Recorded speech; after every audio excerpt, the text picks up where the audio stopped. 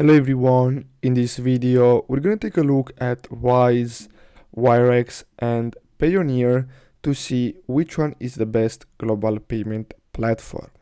So between these three, Wirex is the worst. So we're not going to basically take a look at this because Wise and Payoneer overall are better solutions, but in my opinion, Wise is better if you try to transfer money internationally and it's more used in United States.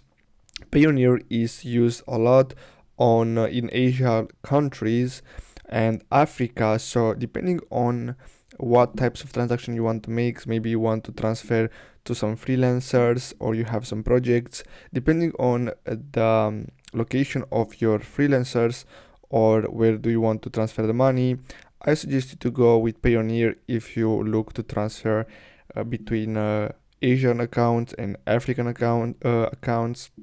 And Wise overall, I think it's better because they have lower fees, but it's more used in the United States and Europe. So basically, depending on your needs, you have to pick between Wise and Payoneer. So I hope you found this video helpful. Thanks for watching, guys.